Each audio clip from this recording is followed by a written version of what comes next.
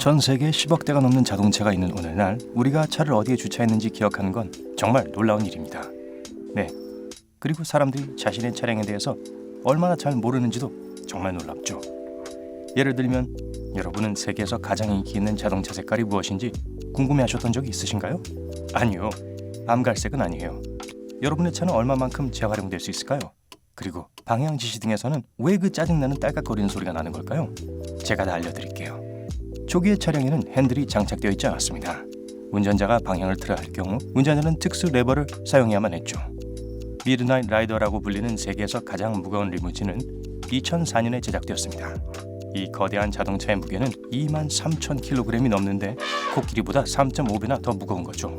길이가 약 21m인 이 리무진은 승객 40명과 승무원 4명을 쉽게 태울 수 있었으며 차 안에 3개의 라운지와 바도 하나 있었습니다.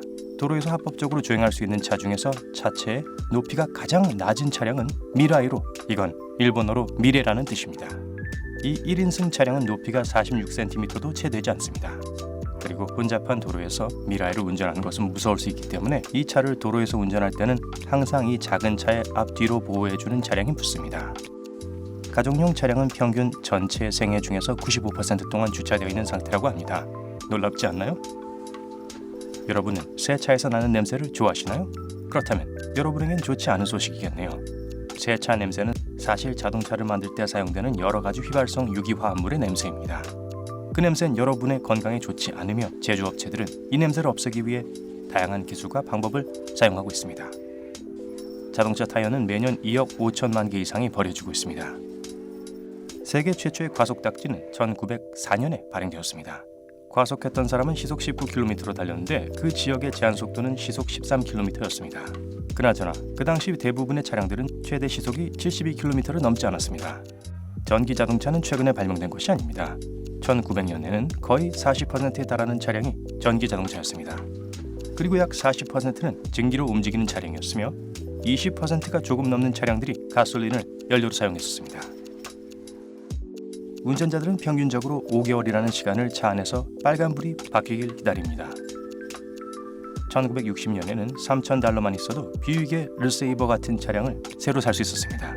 지금 시대엔 같은 금액으로 핸들과 변속기 그리고 문 2짝을 살 수 있죠. 일반적인 승용차에는 25kg에 달하는 구리 배선이 들어가 있는데요. 이는 중간 크기의 고양이 6마리를 합친 무게입니다. 그리고 전기 자동차는 일반 승용차보다 구리가 3배 더 많이 들어있습니다. 즉 75kg 또는 고양이 18마리란 소리죠. 맞습니다. 구리 배선을 고양이랑 비교하는 건 사실 말도 안 되는 소리죠. 하지만 우리 밝은 면의 창의력은 정말 좋답니다. 한 설문에 의하면 운전자의 90% 이상이 운전을 하면서 자주 노래를 한다고 합니다. 여러분은 운전할 때 어떤 노래를 제일 자주 부르시나요? 댓글로 알려주세요. 현재까지 제작된 모든 롤스로이스 차량의 75%는 오늘날까지도 도로를 활보하고 있습니다. 보도에 따르면 사상 최고의 과속 범칙 금액수는 $290,000로 위반자는 스위스에 사는 스위스인이었습니다. 페라리 테스타로사를 몰던 이 운전자는 시속 80km 제한구역을 거의 2배나 높은 속도로 질주했습니다. 이 벌금은 운전자의 재산과 상습적인 과속을 근거로 산정되었다고 합니다. 오늘날 전 세계적으로 약 12억 대의 자동차들이 있습니다. 비교를 위해 설명하자면 1986년에는 5억 대밖에 없었습니다. 전문가들은 2040년이 되면 세계 자동차 수가 20억 대를 넘을 거라고 확신합니다. 매일 전 세계적으로 16만 5천 대의 자동차가 생산되고 있습니다. 이를 연 단위로 환산하면 6천만 대가 넘습니다. 세계에서 가장 사랑받는 자동차 중 하나는 폭스바겐사의 비틀이며 이 차량은 전 세계에서 2천만 대 이상이 팔렸습니다. 카세트 플레이어가 마지막으로 탑재되어 있던 차량은 포드사의 크라운 빅토리아로 2011년까지 장착되어 있었습니다. 그 이후부터는 자동차에 새롭게 설치된 음악 재생 장치를 통해서 음악을 들으려면 CD를 구입해야만 했습니다. 3점식 안전벨트는 6분마다 한 명의 목숨을 구합니다. 그나저나 이 3점식 안전벨트는 볼보사가 1959년에 발명했습니다. 볼보사는 이 발명에 특허를 내지 않았는데요. 그 이유는 다른 자동차 제조업체들도 승객 안전용으로 이것을 사용할 수 있도록 하기 위해서였습니다. 에어백의 속도는 눈을 감았다가 뜨는 속도보다 빠릅니다. 그 속도는 거의 시속 322km에 달하며 충돌 후 에어백이 터지기까지는 0.004초밖에 걸리지 않습니다. 일반 승용차는 평균적으로 전체의 80%를 재활용할 수 있습니다. 일부 국가에서는 자동차 재활용이 그 나라에서 가장 큰 산업이기도 합니다. 방향 지시등 특유의 딸깍거리는 소리는 열 때문에 나는 겁니다. 방향 지시등을 켜면 전기가 특수한 스프링을 가열하게 되는데 그 스프링은 작은 금속과 접촉할 때까지 계속 구부러집니다. 스프링과 금속이 연결되면 전류가 바로 흐르면서 방향 지시등에 불이 켜집니다. 그 후 스프링은 냉각되며 다시 원래의 모습으로 돌아오고 방향 지시등의 불이 꺼집니다. 그리고 방향 지시등에 다시 불을 켜기 위해서 이 과정이 반복됩니다. 그나저나 점점 더 많은 자동차들이 컴퓨터화되면서 대부분의 제조업체들은 방향 지시등을 활성화하는 데 컴퓨터 기술을 사용하고 있다고 합니다. 이렇게 하면 그 딸깍거리는 소리를 만들어내는 모든 과정이 생략됩니다. 하지만 흥미롭게도 일부 운전자들은 방향 지시등을 켰을 때 익숙한 소리가 들려오지 않으면 불안해합니다. 그래서 컴퓨터화된 일부 자동차들에서도 똑같은 소리를 들을 수 있는 겁니다. 흰색은 세계에서 가장 인기가 많은 색깔입니다. 눈에 더 잘 띄는 하얀색 차량은 다른 차량보다 교통사고가 날 확률이 10% 정도 낮습니다. 그리고 인기가 아주 많은 또 다른 색깔은 은색입니다. 일부 국가에서는 경찰차에 곰인형을 싣고 다닙니다. 이 곰인형들은 길을 잃어서 겁을 먹은 아이들을 진정시키는 데 사용됩니다.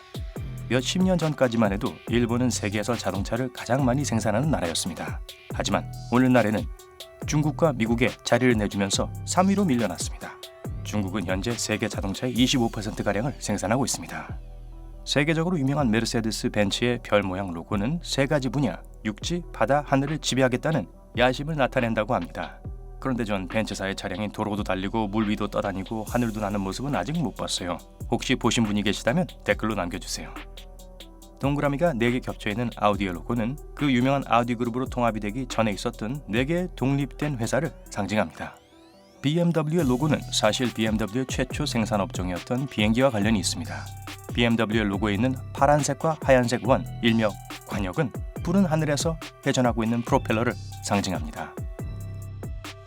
BMW M5 엔진은 너무나도 조용한 나머지 실제로 엔진이 작동하고 있다는 걸 운전자에게 상기시켜주기 위해서 오디오 시스템을 통해서 가짜 엔진 소음을 재생합니다. 세계에서 가장 저렴한 차는 타타 나노로 젤리빈처럼 생긴 경차입니다. 이 후륜 구동차는 최대 시속 105km까지 가속할 수 있으며 가격은 대략 $2,000입니다. 운전할 때 좌측 통행을 실시하는 국가가 몇 안 된다는 말은 잘못 알려져 있는 오해 중 하나입니다. 실제로 운전할 때 우측 통행을 하는 사람들은 전 세계에서 65%도 되지 않습니다. 운전자를 대상으로 한 설문조사에 의하면 자동차 소유주의 16%는 세차를 한 번도 하지 않는다고 합니다. 메리 앤더슨이 최초의 자동차 와이퍼를 발명했을 때 당시 운전자들은 그것이 불필요하며 운전에 방해가 되는 물건이라고 생각하다가 나중에야 그 중요성을 알게 되었습니다. 역사학자들은 자동차를 뜻하는 car라는 단어가 바퀴가 달린 탈 것을 의미하는 라틴어의 카로스에서 유래되었다고 믿습니다. 또 다른 이론으론 바퀴가 2개 달린 손수레를 뜻하는 중세시대 영어의 단어의 카레에서 유래되었다는 설도 있습니다. 최초의 자동차 라디오는 1924년에 등장했습니다. 그 당시 이 기기의 가격은 $130라는 터무니없는 가격이었습니다. 그 금액이 그다지 크지 않은 것처럼 느껴질 수도 있지만 그 당시 자동차 한 대의 평균 가격은 $540였습니다. 과거의 자동차 라디오는 운전자의 주의를 산만하게 하는 것으로 여겨졌으며 많은 안전기관들은 자동차에서 라디오 듣는 걸 금지하려고 했었습니다. 마지막으로 현대 투싼은 유사시를 위한 좀비 생존 키트가 포함되어 있는 스페셜 에디션으로 출시된 적이 있습니다. 오늘 새로운 걸 배웠다면 이 영상에 좋아요를 눌러주시고 친구와 공유해주세요. 여기 여러분이 좋아할 만한 다른 멋진 영상도 준비해봤어요. 왼쪽 또는 오른쪽에 있는 영상을 클릭하시기만 하면 돼요. 삶의 밝은 면에 머무르세요.